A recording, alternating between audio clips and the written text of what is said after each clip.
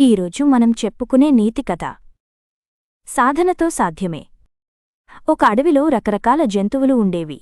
ప్రత్యేక సందర్భాల్లో మృగరాజు వాటికి కొన్ని పోటీలు నిర్వహిస్తుండేది. పరుగు పందెంలో ఎప్పుడూ చిరుతే మొదటి స్థానంలో నిలిచేది. ఎప్పటికైనా ఆ స్థానంలో ఉండాలనుకునేవి జింక, నక్క.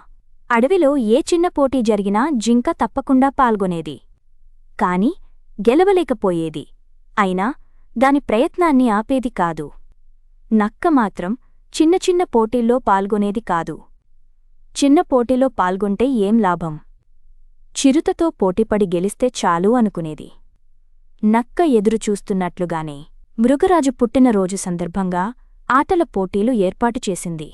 పరుగు పందెంలో చిరుత, నక్క, జింక ఇంకా చాలా జంతువులు పాల్గొన్నాయి. కొంత దూరం పరిగెత్తిన నక్క మధ్యలోనే ఆగిపోయింది. కాని జింక మాత్రం దాదాపు చిరుతతో సమానంగా పరిగెత్తి రెండో స్థానంలో నిలిచింది. అది చూసి నక్క ఆశ్చర్యపోయింది.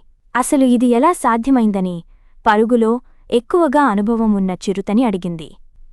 అప్పుడది, "నువ్వు పోటీలో పాల్గొనేటప్పుడు తప్ప ఇంకెప్పుడూ సాధన చేయవు. చిన్న చిన్న పోటీల్లో అస్సలు పాల్గొనవు. అది గెలవాలనుకున్న వాళ్ళ లక్షణం కానే కాదు.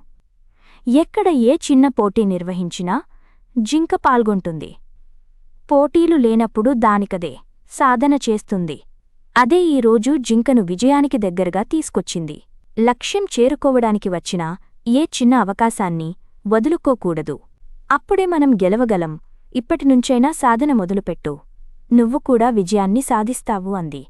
అప్పటినుంచి అన్ని పోటీల్లో పాల్గొంటూ తనని తాను మెరుగుపరుచుకోవడం ప్రారంభించింది నక్క.